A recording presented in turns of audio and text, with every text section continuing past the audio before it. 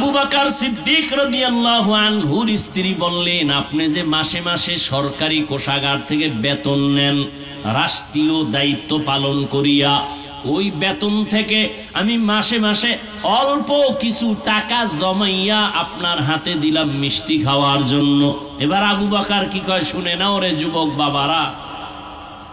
আবু বকর সিদ্দিক রাদিয়াল্লাহু আনহু বলেন, ও বিবি, তাহলে আমি বুঝতে পেরেছি, আমি যে মাসে মাসে বেতন পাই, তুমি যে টাকাগুলো আলাদা করে জমাইছো, এই টাকাগুলো না হইলেও তো আমার সংসার বাকি টাকায় চলে। বেতন থেকে এই টাকা যদি কমায় নেই, কম হয় তো সংসার চলে। তাহলে আমি ওয়াদা করলাম আগামী মাস থেকে বেতন থেকে এই টাকা কমায় নিব। আর তুমি যে মিষ্টির টাকা দিছো, এই টাকা সরকারি ফান্ডে জনগণের খেদমতে দান করে দিলাম। হর কে দারত খৌফে হক দর দিল মাদাম জান্নাতুল মাওয়া দেহদ উরা মাকাম। নবী বলেন, বুড়ারা আমার বিরোধিতা করেছে, আমার বিপদের সময় যুবকেরা আমি মুহাম্মদের উপকার করেছে। আবু জাহাল নবীর দুশমন বুড়া, আর ওমর নবীর সহযোগিতায় দাঁড়ায় গেল 27 বছরের যুবক। হযরত আলী 11 বছরের সন্তান নবীর সহযোগিতায় দাঁড়ায় গেল। এখনো সময় আছে, তওবা করো, আল্লাহর কাছে ক্ষমা চাও, আর কোনোদিন মা বাবার বরদোয়া নিও না। ও আল্লাহর বান্দারা, আল্লাহর ভয় নিয়ে গুনাহ থেকে নিজেকে বাঁচাও। আলেম ওলামাদের পরামর্শ নিয়ে চলো, নবীর তরিকায় 5 বেলার নামাজ পড়ো, দেখবা চেহারা সুন্দর হবে, তোমার লেখাপড়ায় ব্রেন বেড়ে যাবে, মানুষের দোয়া তোমার দিকে আসতে থাকবে, এক সময় তুমি সম্মানের চেয়ারে বসতে পারবা। চরিত্র সুন্দর করতে হবে। এই মোবাইলের কারণে তোমার চরিত্র আজ ধ্বংসের দ্বার প্রান্তে চলে গেল। ও আল্লাহর গোলাম, এক সময় বসে বসে কান্না করবা, কিন্তু চোখের পানি মুছার আপন কাউকে কাছে পাইবা না। ইন্নাল আবরারা লাফি নাঈম ওয়া ইন্নাল ফুজ্জারা লাফি জাহিম। নেক আমলওয়ালারা জান্নাতের যাত্রী, গুনাহ যারা করবে তারা জাহান্নামের যাত্রী। জান্নাতটা কেমন আরামের ঘর আল্লাহ তাও বয়ান করেছেন, জাহান্নামটা কেমন ভয়ঙ্কর তাও আল্লাহ বয়ান করেছেন। ও নবীর আশিক, ওই জাহান্নামের আযাবের গরম সহ্য করা যাবে না। দুনিয়ায় সূর্যের গরম সইতে পারি না, মশার কামড় সইতে পারি না, একটা বেতের বাড়ি সইতে পারি না, গুনাহ নিয়ে কবরে গেলে হাসরের মাঠে আযাব সহ্য করা যাবে না। এজন্য পারি না, চেষ্টা তো চালায় যাইতে হবে।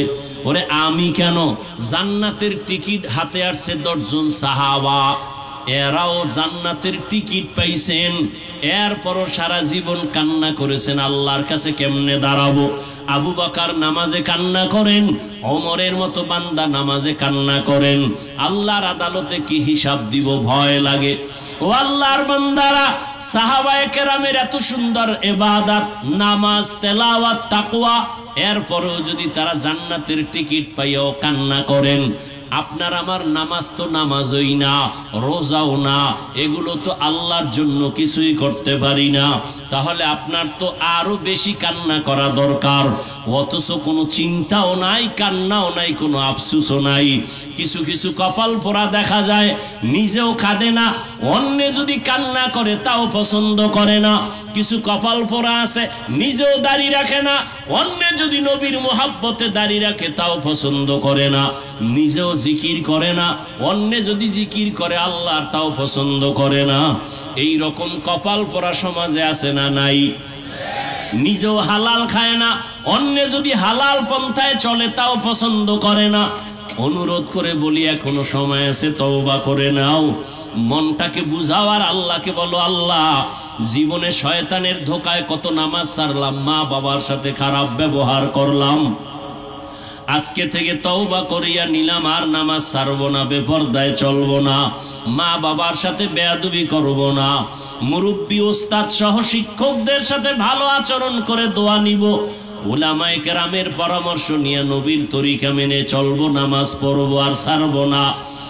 দুনিয়াতে আমি তোমার গোলাম বানায় দিলাম পানি মাছ, জগতের সব প্রাণী তোমার গোলাম, যে কারণে তুমি যখন যা চাও তোমার সামনে সব হাজির।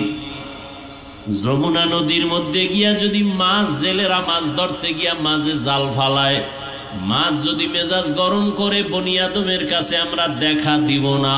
কোন বনি আদমের ক্ষমতা নাই নদীর থেকে সমুদ্র থেকে মাছ উঠায় ঘরে নিবে, সম্ভব?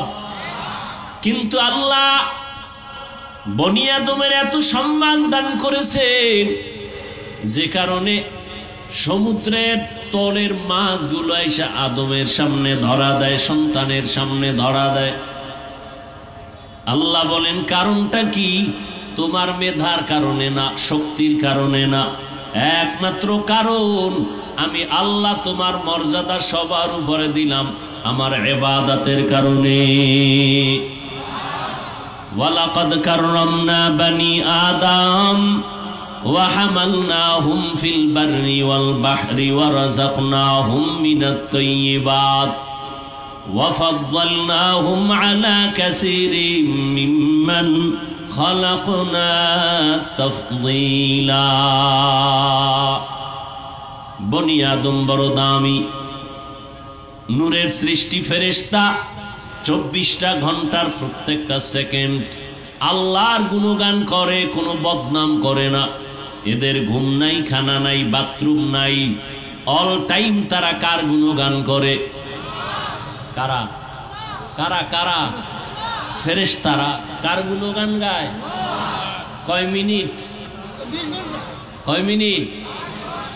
কিন্তু এরপর ওর দাম আল্লাহর কাছে মানুষের থেকে বেশি না। মানুষের এত মূল্য, এই মানুষ গুনাহ করে, চোখের গুনাহ, হাতের গুনাহ, কানের গুনাহ, জবানের গুনাহ।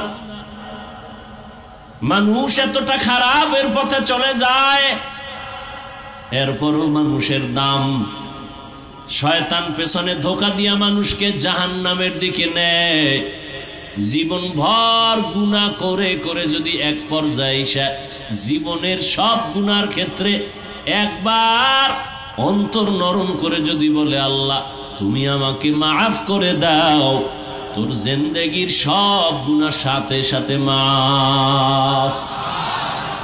আতিনা ফি দারে দুনিয়া না হাসান, আতিনা ফি দারে উকবা না হাসান, ইয়া গিয়াসাল মুস্তাগীসিন ইহদিনা লিফতিখারা বিল উলুমে ওয়াল গিনা। হর গরি দেনে কো তু তৈয়ার है, जो न मांगे उससे तू बेजार है। ও যুবক, তোমার হায়াত কত? কয় 25।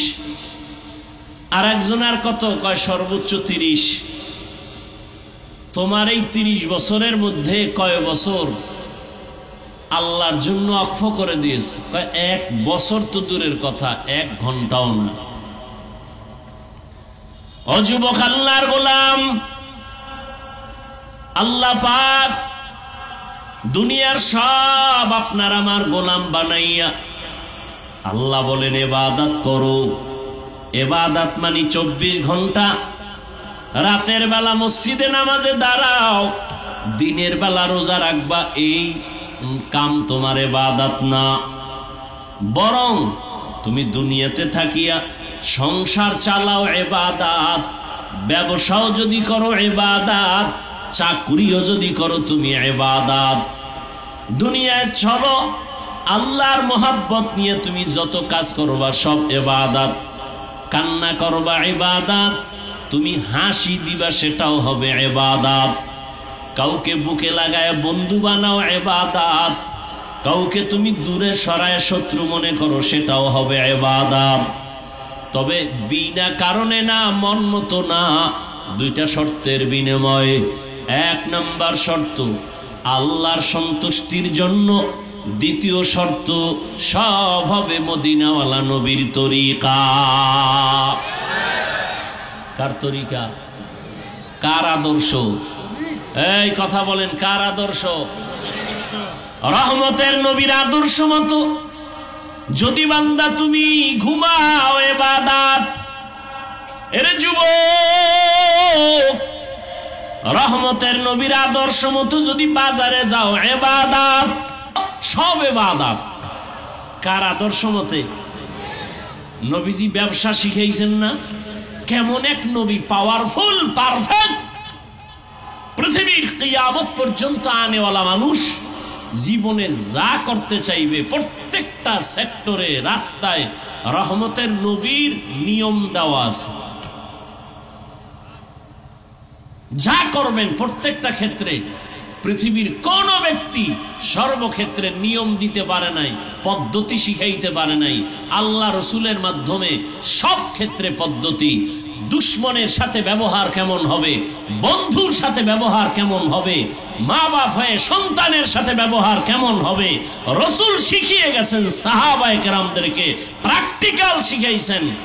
স্বামী হইয়া স্ত্রীর সাথে ব্যবহার কেমন হবে, শিক্ষক হয়ে ছাত্র ছাত্রীর সাথে ব্যবহার কেমন হবে, প্রতিবেশীর সাথে ব্যবহার কেমন হবে, বেঈমানের সাথে মুমিনের আচরণটা কেমন হবে, সবগুলো আল্লাহ পাক নবীর দিয়ে প্র্যাকটিক্যাল শিখাইয়া দিছেন।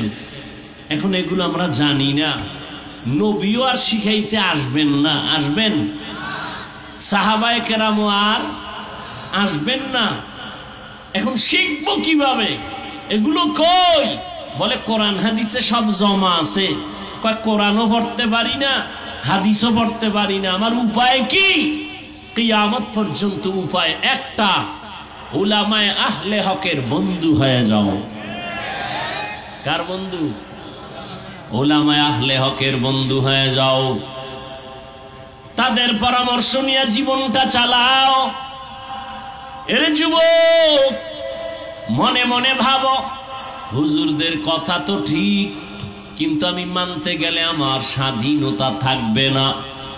আমি তোমাকে আল্লাহ বিবেক দিছেন, পশুকে আল্লাহ ভালো মন্দ যাচাই করার বিবেক দেন নাই। আল্লাহ মানুষকে দিছেন, তোমার দেওয়া বিবেকটা দিয়ে একটু চিন্তা করো রে বাবা। আল্লাহ পাক বলেন আমাকে ভয় কর, মুসলমান না হইয়া কবরে আসবি না, সাবধান। মৃত্যুবরণের আগে মুসলমান হইয়া মরবি। মুসলমান হওয়ার আগে আমাকে ভয় করে চলবি। আমাকে ভয় করার মানি আরবি কোরআনের ভাষা, তার নাম তাকওয়া। তাকওয়া মানি গুনাহ থেকে নিজেকে বাঁচাও, গুনাহ মুক্ত জীবন তৈরি করো, তাহলেই তোমার মর্যাদা ঠিক থাকবে। মুসলমানের খাতায় নাম উঠবে, তুমি কবরে যাইবা। মরণের আগে আজরাইল আসবে তোমার রুহটা নেওয়ার জন্য। যদি মুসলমানি কায়দায় রুহটা দিতে পারো, আজরাইল আসার আগে যেই জান্নাত তোমার জন্য আল্লাহ বানাইছেন, মরার আগে সে জান্নাতের ছবি আল্লাহ দেখায় দিবেন। এরে যুবক বাবা, ও শিক্ষিত মুসলমান, আল্লাহর ভয় অন্তরে জমা করে গুনাহ থেকে নিজেকে বাঁচাও। আজ তোমাদের চোখের সামনে আমরা যারা টুপি পরি, দাড়ি রাখলাম, নামাজ পড়ি, পর্দা করি, হালাল খাই, আল্লাহর ভয়ে চোখ দিয়া ইচ্ছা করে গুনাহ করি না, হাত দিয়া চেষ্টা করি না। আল্লাহর আযাবের ভয় গালি দিতে পারি, দেই না, আমার আল্লাহর আযাবের ভয়। তোমার বিরুদ্ধে আমিও ফেসবুকে লিখতে পারি, লিখি না, আমার আল্লাহর আযাবের ভয়। ঠিক নেই? এবার তোমাকে আমি প্রশ্ন করি বাবা, তুমি নবীর তরিকা মানো না? দাড়ি নাই, টুপি নাই, নামাজ নাই, পর্দা নাই, হালাল হারামের ভেদাভেদ নাই। বলো আমরা নবীর আদর্শ মানার কারণে কতটা পিছনে আছি, আর তুমি নবীর আদর্শ জবাই করিয়া চলার কারণে কতটা আমাদের থেকে উপরে আছো? বলো। বুঝেননি কথা? আমরা নবীর আদর্শ মানার কারণে কতটা পেছনে আছি, সম্মান কম। আপনাদের নবীর আদর্শ বাদ দিয়ে চলার কারণে আমাদের থেকে সম্মান কত পয়েন্ট বেশি? কথা কন না কেন? সত্য কথা স্বীকার করো যুবকেরা, মানো আর না মানো। তোমাদের সম্মান, যারা নবীর আদর্শ মানে না তাদের সম্মান আমাদের থেকে বেশি, ওলামায়ে কেরাম থেকে বেশি।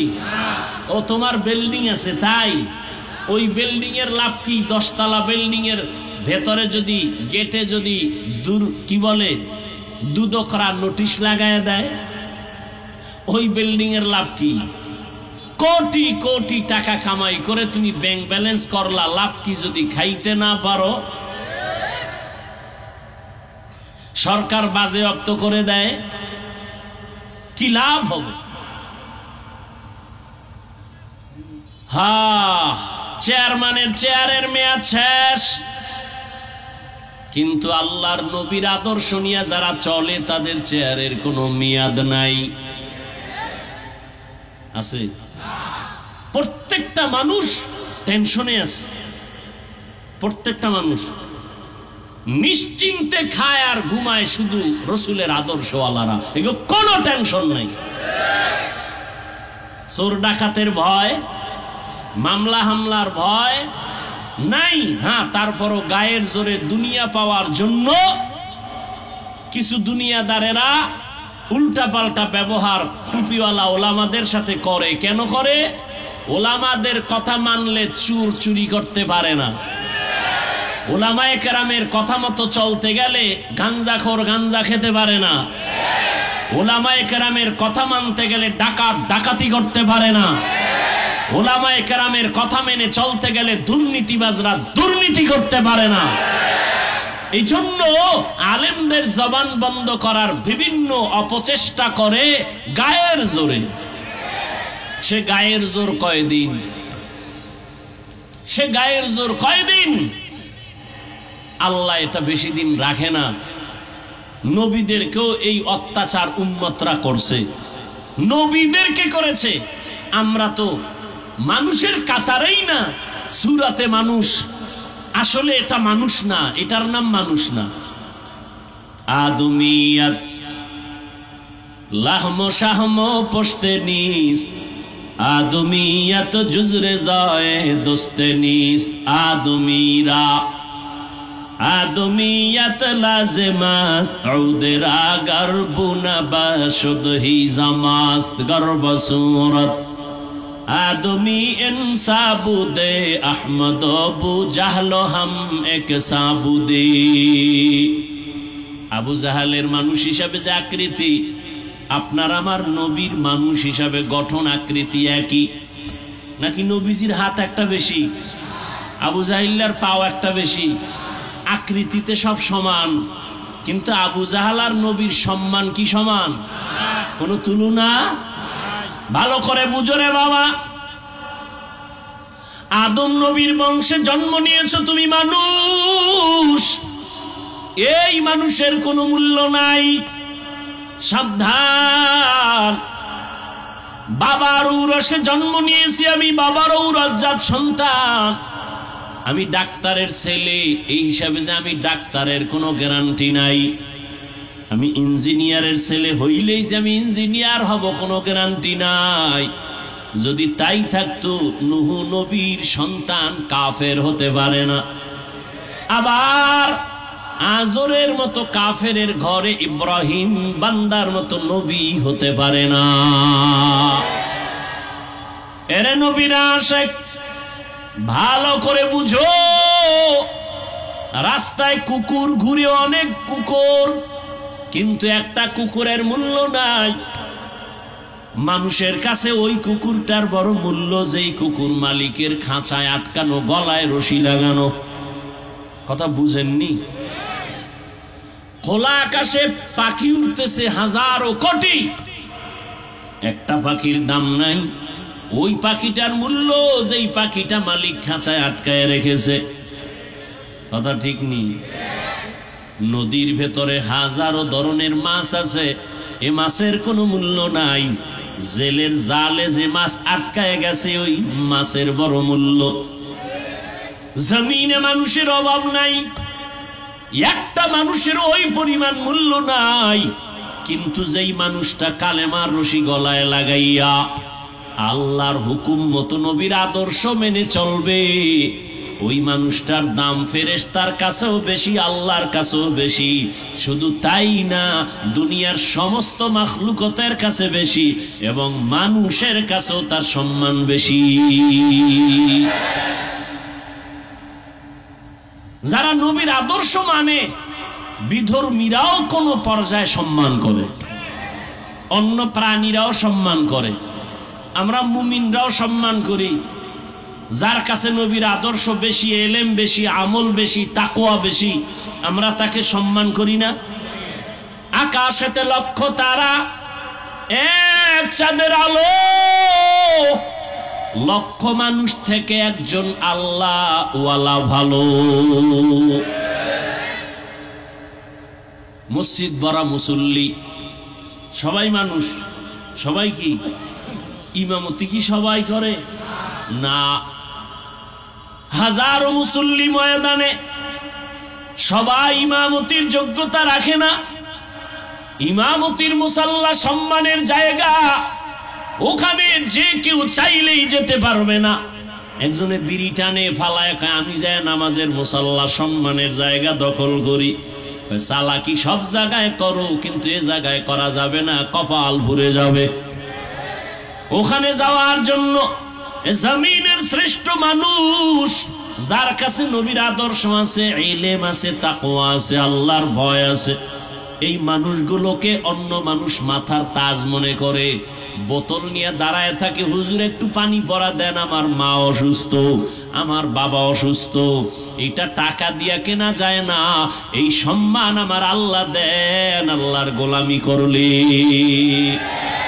हकीकत से तू दुनिया बेखबर है, दुनिया की नुमाइश पर नजर है। খারাপ লাগে আপনাদের? এবার যুবকদের একটু বলি, বাবা তোমরা তো ভাবতেছো মনে হয় তোমাকে হুজুর বানাইতেছি আমি। না, কান লাগাইয়া শুনো রে যুবক, আমি তোমাকে হুজুর বানাবার জন্য বয়ান করতে আসি নাই। একবারও বলি নাই, বলবো না যে তুমি হুজুর হও, স্কুল কলেজ বাদ দিয়ে আমগো মতো টুপি দাড়ি লাগায় পাগড়ি লাগাও, হাতে তসবিহ নাও, বলবো না, ভয় নাই, কোনো ভয় নাই। কি বলতে চাই রে বাবা তাও শোনো। তুমি স্কুলে পড়ো, আমি তোমাকে ধন্যবাদ দিয়া দোয়া করে যাব। কলেজে পড়ো ধন্যবাদ, স্কুলে পড়ো ধন্যবাদ, চাকরি করো ধন্যবাদ, ব্যবসা করো ধন্যবাদ, কোনো বাধা নাই। তবে একটা দাবি আমার, লেখাপড়া করে ডাক্তার হও, ইঞ্জিনিয়ার হও, প্রফেসর হও, কিন্তু দাবি আমার বেয়াদব হইও না। খবরদার, আদর্শ ডাক্তার হইও রে যুবক। তোমার ভেতরে এমন মেডিসিন আমার আল্লাহ দিয়ে রাখছেন, তুমি একটা যুবক, মাত্র একজন, দুইজনও দরকার নাই, তুমি একা একটা যুবকের যে মেধা আল্লাহ দান করেছেন, যদি আদর্শ নিয়ে চলতে পারো, তোমার একা যুবকের মেধা দিয়া শুধু বাংলাদেশ না, গোটা দুনিয়াও তুমি কন্ট্রোল করতে পারবা। যদি আদর্শ নিয়ে চলো, আমার আল্লাহ সেই সম্মান দিয়ে দিবে। এটা সম্ভব না? অবশ্যই সম্ভব, কিন্তু চরিত্রহীন হলে হবে না। আদর্শ ডাক্তার হও, জীবন সফল। আদর্শ ইঞ্জিনিয়ার হও, জীবন সফল। মরে গেল এ মাটি তোমার কথা ভুলবে না। কবি নজরুলের ইতিহাস পড়ো, গর্ব করো। তোমার মতো সারা রাত মোবাইলে যদি গুনাহ করত, কবি নজরুলের নাম কেউ নিত না। তুমি কি করো? তোমার মেধাটাকে কি করো? তোমার ভেতরে এত সুন্দর মেধা, তোমার ভেতরে ফেরেশতার থেকেও চরিত্র দামিটা আছে। তোমার সুন্দরে আদর্শ দিয়া তোমার ভেতরে এমন আলো আছে, ওই আলো দিয়া তুমি অন্ধকার আলোকিত করবা, সমাজ আলোকিত করবা, পরিবার আলোকিত করবা। তোমার ভেতরের আলো দিয়া, আদর্শ দিয়া পুরা রাষ্ট্র আলোকিত হবে, তবে তোমার আদর্শবান সন্তান হতে হবে। আর জমিনে যত আদর্শ আছে, কেউ মাইকে দাঁড়ায় কয় শেখ মুজিবুর রহমান সাহেবের আদর্শ তোমরা গ্রহণ করো, আমরা শেখ মুজিবুর রহমানের আদর্শের সৈনিক হব, তোমরাও হও। আবার কেউ বক্তব্য দিয়া কয় জিয়াউর রহমান সাহেবের আদর্শে আমরা আদর্শবান হতে চাই। কেউ এতদিন বলছে, এখন বলে আমরা এরশাদ সাহেবের আদর্শে আদর্শবান হতে চাই। ও আল্লাহর বান্দা, দুনিয়াতে কত আদর্শের গান শুনলাম। আব্রাহাম লিঙ্কন এক আদর্শ দুনিয়াতে দিছে, গণতন্ত্রের আদর্শ। মাও সেতুন আর একটা আদর্শ দিল, লেনিন আর একটা আদর্শ দিল, কার্ল মার্কস আদর্শ দিল, কিন্তু কেউ সফলতা আনতে পারে নাই। আল্লাহর কসম, এই পর্যায়ে ফাইনাল আমাদের পরীক্ষিত জবাব হয়ে গেল। দুনিয়াতে যত স্লোগান আর যত কিছু শুনো রে বাবা, ফাইনাল জবাব নাও। দুনিয়াতে যত আদর্শের গান শুনবা, সব আদর্শগুলো নাপাক, একমাত্র মদিনাওয়ালা নবীর আদর্শই হলো পাক। সন্দেহ আছে? নবীর আদর্শ অপবিত্র না পবিত্র? আর আল্লাহর জাতের কসম, বাকি সবার আদর্শ অপবিত্র। যারা নবীরটা বাদ দিয়া নিজেরা কিছু বানাইছে, সব অপবিত্র। কেন? মানুষটাই অপবিত্র। মানুষ অপবিত্র কেন? কয় ভাত খাইছে পবিত্র, কিন্তু বিসমিল্লাহ কয় নাই, হাত পা ঠিক মতো ধোয় নাই। আচ্ছা, এটাও মাইনে নিলাম, ভালোই খাইছে, দুধ কলা চিনি দিয়া খুব ভালো খাইছে, কিন্তু খাওয়ার পরে আবার গাঞ্জা, বিড়ি, মদ আছে না নাই? যত বড় লোক তত নেশা, তত কি নেশা।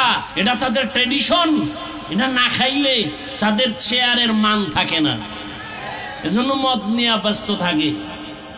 আরো কত কত কত গুনাহ করে চরিত্র ধ্বংস করে ফেলেছে। তাহলে যার চরিত্র ঠিক নাই, সে যা কিছু উপহার দিবে সব চরিত্রহীন, তার বক্তব্য উল্টা পাল্টা, এর দ্বারা উম্মত শান্তি পাবে না। কেউ পেয়েছে? এখানে যমুনার পারের কোন মানুষ, আল্লাহর কসম করে বলছি, দাঁড়াও, একটা লোক দাঁড়ায় যদি বলো মুহাম্মদের আদর্শ ছাড়া শেখ মুজিবুর রহমান সাহেবের আদর্শ অনেক ভালো, আল্লাহর কসম কেউ না মানলে আমি তা গ্রহণ করব, নবীরটা বাদ দিয়া। ভালো করে বুঝো, কেউ যদি দাঁড়ায় বলতে পারো মদিনাওয়ালা মুহাম্মদের আদর্শ বাদ দিয়া জিয়াউর রহমান সাহেবেরটা অনেক ভালো, আমি মদিনারটা বাদ দিয়া তারটা নিব, বলো মদিনারটার থেকে ভালো কোনো আদর্শ কারো কাছে আছে? থাকলে বলো। নাই? এবার আসো, নবীর আদর্শ ভালো কি যুবকেরা? ভালো। কেমন আদর্শ? আঙ্গুলের নখগুলো কেমনে কাটবা, কেমনে রাখবা, সেখানেও নবীর আদর্শ আছে। কেমনে তুমি চুলগুলো কাটবা রাখবা, সেখানেও মদিনার নবীর আদর্শ। কেমনে তুমি জুতা পরবা, সেখানেও নবীর আদর্শ। কেমনে বাথরুমে ঢুকবা বের হইবা, সেখানেও নবীর আদর্শ। কেমনে সংসার চালাইবা, কেমনে পরিবার তুমি চালাইবা, রাষ্ট্র চালাইবা, রাষ্ট্রের কথা ইসলামে নাই, কোরআনে নাই। এই সব আছে, কিন্তু রাষ্ট্রের ব্যাপারে ইসলাম দুর্বল, কোরআন দুর্বল। কি জ্ঞানী ভাইরা, শিক্ষিত মুসলমান, ইসলামে সব আছে, রাষ্ট্রনীতির কথা ইসলামে কোরআনে নাই। মানে কথাটা এমনি কয় না, কেমনে কয়? কয় ইসলামে কোরআনে রাজনীতি নাই। রাজনীতি মানি হলো পৃথিবীর শ্রেষ্ঠ নীতির নাম রাজনীতি, মানে নীতির রাজা, নীতির রাজা। রাষ্ট্রের সব থেকে রাজা বড় নীতি, পবিত্র নীতি, সুষম বন্টনের নীতি, এটা ইসলামে নাই, কোরআনে নাই। হ্যাঁ, নাই কেন বলে? হ্যাঁ, বর্তমান ধান্দাবাজি, পেট নীতি, দুর্নীতির রাজনীতি ইসলামে নাই। পবিত্র রাজনীতি ইসলাম কোরআনে আছে মানে পৃথিবীর শ্রেষ্ঠ রাজনীতির শিক্ষক আমার রাসূল। নবীজি রাষ্ট্র চালান নাই, সুলাইমান নবী চালান নাই, আবু বকর সিদ্দিক চালান নাই। ওই যদি মানে তাহলে তো সব মনের মতো করা যায় না, যায়। রহমতের নবীর রাষ্ট্রনীতি ফলো করে রহমতের নবীর পরে আবু বকর বসছেন চেয়ারের মধ্যে খেলাফতে। বিবি সাহেব একদিন বলেন, ও খলিফাতুল মুসলিমিন, রহমতের নবী নাই, আপনি তো এখন খেলাফতের দায়িত্বে, পুরা রাষ্ট্র আপনার হাতে, আমার একটা আবদার পূরণ করবেন। কে কয়? খেয়াল করেন না? হ্যাঁ, হেদায়াত বড় কঠিন জিনিস। আবু জাহিল্লা নবীজিরে 13 বছর দেখলো, যেই নবীরে এক নজর দেখলে জাহান্নাম হারাম, যে নবীকে এক নজর দেখলেই 7 দিনের ক্ষুধা থাকে না, সেই নবীকে 13 বছর দেখলো কে? কালেমা পড়ছে, এর নাম কফাল। আর 27 বছরের যুবক তরবারি নিয়ে যায় মুহাম্মদের কল্লা কাটবে। কয় বছরের যুবক? কল্লা কাটতে গিয়া কালেমা পড়ে ফেলছে। কে? এর নাম কফাল। এর নাম বাবা, তুমি তো বয়ান জানো, আমি হাফিজুর রহমানের বয়ান হেদায়েতের গ্যারান্টি নাই। তুমি তো জানো যে বয়ান করতেছি সবই জানো, মিথ্যা বলা গুনাহ না সওয়াব জানো কি না জানো? গালি দেওয়া সওয়াব, বেপরদায় নাচ গান দেখা গুনাহ, মা বাবার সাথে ব্যবহার খারাপ করা, চুরি করা, ডাকাতি করা, কারো হক নষ্ট করা, সবই জানো, মানো না কেন? মদিনার নবীর আদর্শ মানবে হিন্দুরা, কি নবীর রেখে যাওয়া আদর্শ মানবে বৌদ্ধ ধর্মের লোকেরা, খ্রিস্ট ধর্মের লোকেরা। জিব্বা নাড়ায় বলো, মদিনার নবীর আদর্শ মানবে কারা? কারা? কোন দেশের মুসলমান? শুধু বাংলাদেশ? সারা দুনিয়া? শুধু যমুনার ভারের ডিবাত? হ্যাঁ, নবীর আদর্শ মানতে হবে। দাড়ি কই, টুপি কই? হাসবেন না, আমি হাসির কথা বলি নাই। টুপি কই, নামাজ কই? রসুল তো বলেছেন বেঈমান আর কাফের মুমিনের ব্যবধান হলো নামাজ। বেঈমান নামাজ পড়ে না, মুমিন যে সে নামাজ ছাড়ে না। নামাজ কই? তুমি তো পেরেশান হয়ে গেছো, এখন খামু কি? যে টাকা দিত সে তো নাই। আমগো হুজুরগো কোনো পেরেশানি আছে? আমরা কে দিবে টাকা ওই চিন্তাই নাই। ইমামতি থাক না থাক আলহামদুলিল্লাহ, রিজিক দিবে আল্লাহ। কে দিবে? আল্লাহ দিবে। ওই ভরসা করে আসি, আল্লাহ কুদরতের দ্বারা পিপিলিকেরে খানা দেয়। তোমার বাবা কে দেয়? নদীর মধ্যে কোটি কোটি মাছ খানা কে দেয়? জঙ্গলে কোটি কোটি প্রাণীর খানা কে দেয়? ওরা দামি না আমরা দামি?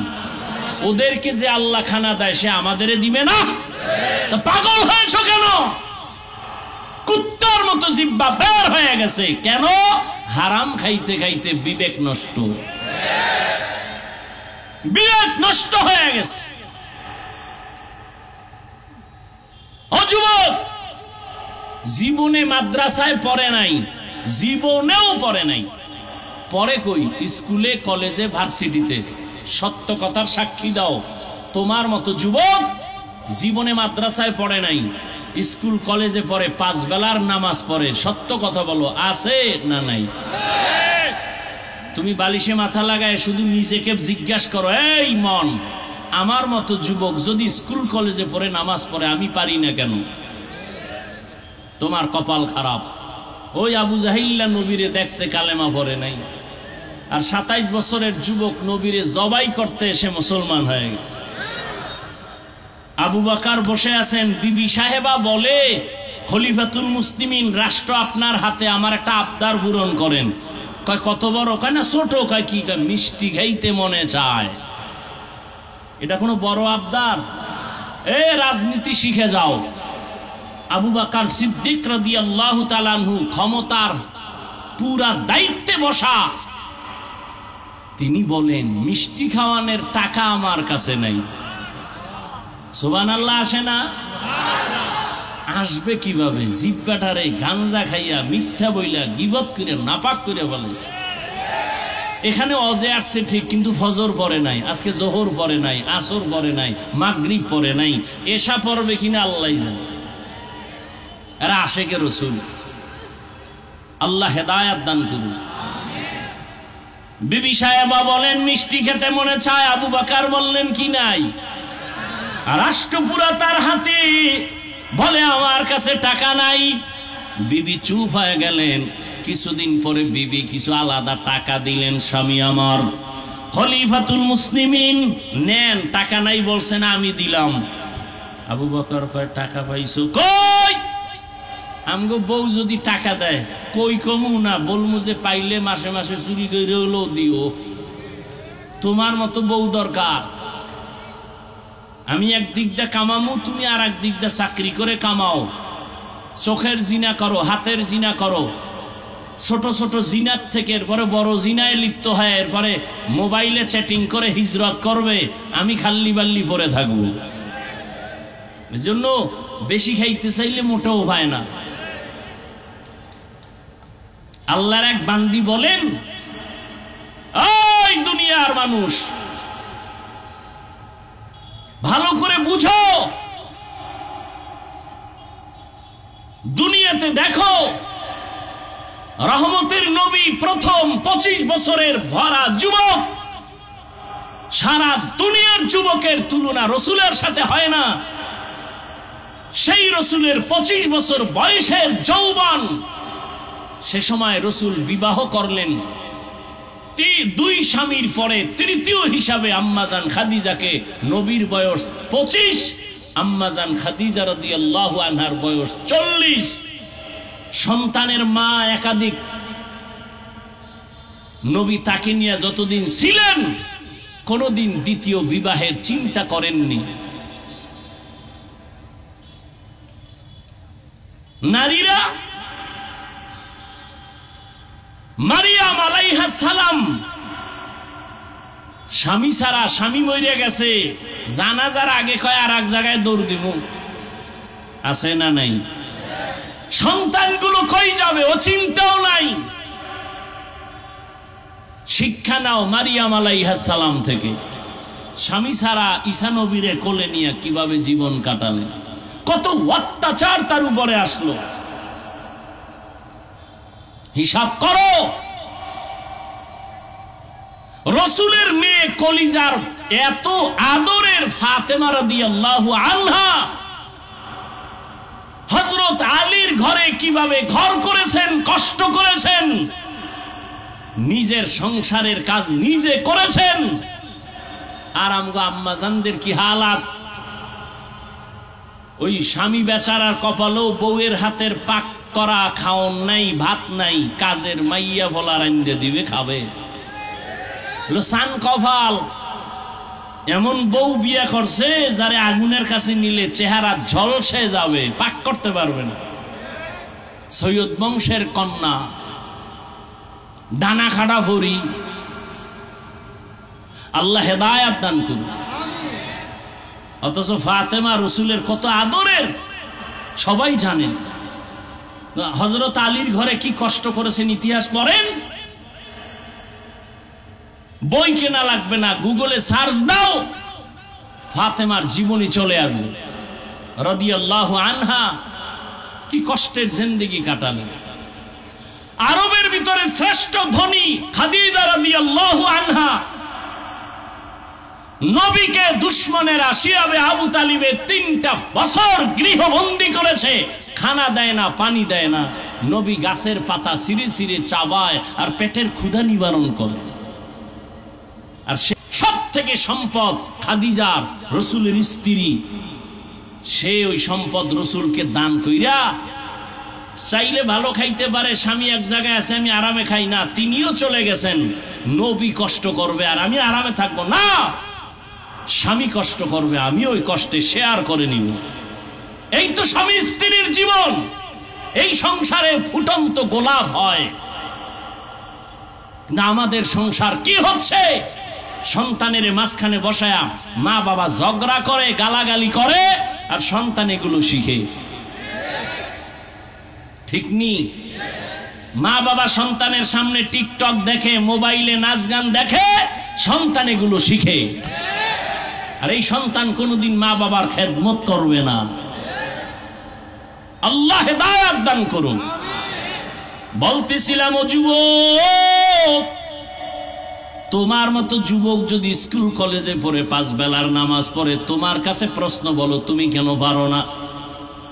তোমার মতো যুবক রাস্তায় গাড়ি চালায়, নামাজ পড়ে, তুমি কেন পারো না? তোমার মতো যুবক জেনারেল লাইনে থাকিয়া কৃষি কাজ করে, নদীর মধ্যে মাছ ধরে, 1 বেলার নামাজ বাদ দেয় না, বলো তুমি কেন পারবা না?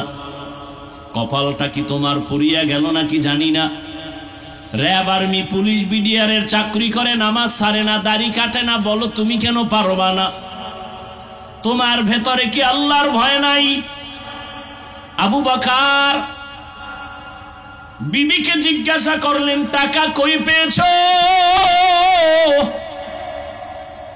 ও পর্দার আড়ালের আম্মা জানেরা, ভালো করে শুনেন, আপনাদের এত মর্যাদা আমি পারবো না, সময় নাই সেই বয়ান করার। আপনাদের এত মর্যাদা, আপনারা নবীদের মায়ের মতো দামি মা, সাহাবায়ে কেরামদের মায়ের মতো দামি মা, আপনারা খাদিজা রাদিয়াল্লাহু আনহার মতো দামি নারী, আপনারা ফাতেমা রাদিয়াল্লাহু আনহার মতো দামি নারী। এরে আম্মা জান, আবু বকর সিদ্দিক রাদিয়াল্লাহু আনহুর স্ত্রী বললেন, আপনি যে মাসে মাসে সরকারি কোষাগার থেকে বেতন নেন, রাষ্ট্রীয় দায়িত্ব পালন করিয়া, ওই বেতন থেকে আমি মাসে মাসে অল্প কিছু টাকা জমাইয়া আপনার হাতে দিলাম মিষ্টি খাওয়ার জন্য। এবার আবু বকর কি কয় শুনে না ওরে যুবক বাবারা। আবু বকর সিদ্দিক রাদিয়াল্লাহু আনহু বলেন, ও বিবি, তাহলে আমি বুঝতে পেরেছি, আমি যে মাসে মাসে বেতন পাই, তুমি যে টাকাগুলো আলাদা করে জমাইছো, এই টাকাগুলো না হইলেও তো আমার সংসার বাকি টাকায় চলে। বেতন থেকে এই টাকা যদি কমায় নেই, কম হয় তো সংসার চলে। তাহলে আমি ওয়াদা করলাম আগামী মাস থেকে বেতন থেকে এই টাকা কমায় নিব। আর তুমি যে মিষ্টির টাকা দিছো, এই টাকা সরকারি ফান্ডে জনগণের খেদমতে দান করে দিলাম। हर के दारत खौफे हक दर दिल मदाम जन्नतुल मावा देहद उरा मकाम। ও যুবক আল্লাহর গোলাম, মনটাকে একটু বুঝাও। তোমার মতো যুবক ব্যবসা করে নামাজ ছাড়ে না, দোকানদারি করে নামাজ বাদ দেয় না। তুমি ডাক্তার হও, ইঞ্জিনিয়ার হও, অনুরোধ তোমার আচরণে যেন কোনোদিন মা বাবা কষ্ট না পায়, তো কপাল পুড়ে যাবে। তোমার ব্যবহারে যেন কোনো শিক্ষকেরা কষ্ট না পায়, তো কপাল পুড়ে যাবে। তোমার আচরণে যেন এলাকার কোনো মুরব্বী কষ্ট না পায়, না হয় তোমার কপাল পুড়ে যাবে। তোমার ব্যবহারে যেন কোনোদিন কোনো আলেম কষ্ট না পায়, তো তোমার কপাল পুড়ে যাবে। ও যুবক বাবা, আদর্শ জীবন তৈরি করো। আর মদিনার নবীর আদর্শ এত সুন্দর, নবী বলেন বুড়ারা আমার বিরোধিতা করেছে, আমার বিপদের সময় যুবকেরা আমি মুহাম্মদের উপকার করেছে। আবু জাহাল নবীর দুশমন বুড়া, আর ওমর নবীর সহযোগিতায় দাঁড়ায় গেল 27 বছরের যুবক। হযরত আলী 11 বছরের সন্তান নবীর সহযোগিতায় দাঁড়ায় গেল। ও যুবক বাবা, তোমার মতো যুবক দুনিয়ার লাইনে থাকিয়া, ব্যবসা চাকরি করিয়া, স্কুল কলেজে পড়িয়াও যদি নামাজ পড়ে, মা বাবার সাথে ভালো আচরণ করে, তুমি কেন পারবা না? এখনো সময় আছে, তওবা করো, আল্লাহর কাছে ক্ষমা চাও, আর কোনোদিন মা বাবার বরদোয়া নিও না। ও আল্লাহর বান্দারা, আল্লাহর ভয় নিয়ে গুনাহ থেকে নিজেকে বাঁচাও। আলেম ওলামাদের পরামর্শ নিয়ে চলো, নবীর তরিকায় 5 বেলার নামাজ পড়ো, দেখবা চেহারা সুন্দর হবে, তোমার লেখাপড়ায় ব্রেন বেড়ে যাবে, মানুষের দোয়া তোমার দিকে আসতে থাকবে, এক সময় তুমি সম্মানের চেয়ারে বসতে পারবা। চরিত্র সুন্দর করতে হবে। এই মোবাইলের কারণে তোমার চরিত্র আজ ধ্বংসের দ্বার প্রান্তে চলে গেল। ও আল্লাহর গোলাম, এক সময় বৈশা বৈশা কান্না করবা, কিন্তু চোখের পানি মুছার আপন কাউকে কাছে পাইবা না। যাদের তুমি আপন মনে করতেছো, আপন মনে করে গুনাহ করো, মোবাইলে সারা রাত গুনাহ করো, আপন মনে করে যাদের সাথে, এরাই তোমার দুশমন হয়ে যাবে। অপেক্ষা করো, বসে বসে এক সময় কান্না করবা, চোখের পানি মোছার আপন কাউকে কাছে পাবা না। মাও আসবে না, ধিক্কার জানাবে, তুই চরিত্রহীন সন্তান। বাবাও ধিক্কার জানাবে, তোর ব্যবহার খারাপ, আমি যাব না। আলেমর আমারাও যাবে না, মুরব্বীরাও দোয়া করবে না। এরকম চতুর্মুখী বরদোয়া যাদের কপালে চলে আসে, ওরা দুনিয়াও বরবাদ, আখিরাতও বরবাদ। অতএব আল্লাহর ভয় নিয়া, উলামায়ে কেরামের পরামর্শ নিয়া তওবা করো। ও যুবক, আমিও তো পারতাম তোমার মতো প্যান্ট শার্ট টাই লাগায়া দাড়ি কামাইয়া রাস্তাঘাটে মাস্তানি করতে পারতাম, কিন্তু না, টুপির কারণে আজ আমার মাথা গরম, তাও বুঝি। দাড়ির কারণে যৌবন চলে যায়, তাও বুঝি। লম্বা জামা পরার কারণে শরীরটা গরম লাগে, তাও বুঝি। শুধু তাই না, আমগো টুপিওয়ালা বলে কত মানুষ বাজে কথা বলে, গালি দেয়। তোমরাও যে আমাদের বাজে কথা বলো, তাও আমরা জানি। এরপরও কেন টুপি সারি না, দাড়ি সারি না, নামাজ সারি না, বেপরদায় চলি না? কারণ আল্লাহর কোরআন সত্য, নবীর কথা সত্য, গুনাহগারের জন্য জাহান্নাম, এটাও কোরআনের আয়াত, এটাও সত্য। ইন্নাল আবরারা লাফি নাঈম ওয়া ইন্নাল ফুজ্জারা লাফি জাহিম। নেক আমলওয়ালারা জান্নাতের যাত্রী, গুনাহ যারা করবে তারা জাহান্নামের যাত্রী। জান্নাতটা কেমন আরামের ঘর, আল্লাহ তাও বয়ান করেছেন। জাহান্নামটা কেমন ভয়ঙ্কর, তাও আল্লাহ বয়ান করেছেন। ও নবীর আশিক, ওই জাহান্নামের আযাবের গরম সহ্য করা যাবে না। দুনিয়ায় সূর্যের গরম সইতে পারি না, মশার কামড় সইতে পারি না, একটা বেতের বাড়ি সইতে পারি না। গুনাহ নিয়ে কবরে গেলে হাসরের মাঠে আযাব সহ্য করা যাবে না। এজন্য পারি না, চেষ্টা তো চালায় যাইতে হবে। ওরে আমি কেন, জান্নাতের টিকিট হাতে আসছে 10 জন সাহাবা, এরাও জান্নাতের টিকিট পাইছেন, এরপরও সারা জীবন কান্না করেছেন, আল্লাহর কাছে কেমনে দাঁড়াবো। আবু বকর নামাজে কান্না করেন, ওমরের মতো বান্দা নামাজে কান্না করেন, আল্লাহর আদালতে কি হিসাব দিব, ভয় লাগে। ও আল্লাহর বান্দারা, সাহাবায়ে কেরামের এত সুন্দর ইবাদত, নামাজ, তেলাওয়াত, তাকওয়া, এরপরেও যদি তারা জান্নাতের টিকিট পাইয়াও কান্না করেন, আপনার আমার নামাজ তো নামাজই না, রোজাও না, এগুলো তো আল্লাহর জন্য কিছুই করতে পারি না, তাহলে আপনার তো আরো বেশি কান্না করা দরকার। অথচ কোনো চিন্তাও নাই, কান্নাও নাই, কোনো আফসোসও নাই। কিছু কিছু কপাল পোড়া দেখা যায়, নিজেও কাঁদে না, অন্য যদি কান্না করে তাও পছন্দ করে না। কিছু কপাল পোড়া আছে, নিজেও দাড়ি রাখে না, অন্য যদি নবীর মোহাব্বতে দাড়ি রাখে তাও পছন্দ করে না। নিজেও জিকির করে না, অন্য যদি জিকির করে আল্লাহর তাও পছন্দ করে না। এই রকম কপাল পোড়া সমাজে আছে না নাই? নিজেও হালাল খায় না, অন্য যদি হালাল পন্থায় চলে তাও পছন্দ করে না। অনুরোধ করে বলি, এখনো সময় আছে, তওবা করে নাও, মনটাকে বুঝাও আর আল্লাহকে বলো, আল্লাহ জীবনে শয়তানের ধোকায় কত নামাজ ছাড়লাম, মা বাবার সাথে খারাপ ব্যবহার করলাম, আজকে থেকে তওবা করিয়া নিলাম, আর নামাজ ছাড়বো না, বেপরদায় চলবো না, মা বাবার সাথে বেয়াদবি করবো না, মুরব্বী ওস্তাদ সহ শিক্ষকদের সাথে ভালো আচরণ করে দোয়া নিব, উলামায়ে কেরামের পরামর্শ নিয়ে নবীর তরিকা মেনে চলবো, নামাজ পড়বো, আর ছাড়বো না। অন্তর যদি তৈরি হয় তওবা করার জন্য, মুনাফিকি না থাকে, তওবার নিয়ত যাদের আছে, দুটো হাত আমার আল্লাহকে দেখায় দাও। আয় আল্লাহ, হাতগুলো কবুল করে নেন, তওবা কবুল করে নেন, আমাদের তওবার উপরে মজবুত হইয়া মরণ পর্যন্ত চলার তৌফিক দান করেন, আমিন।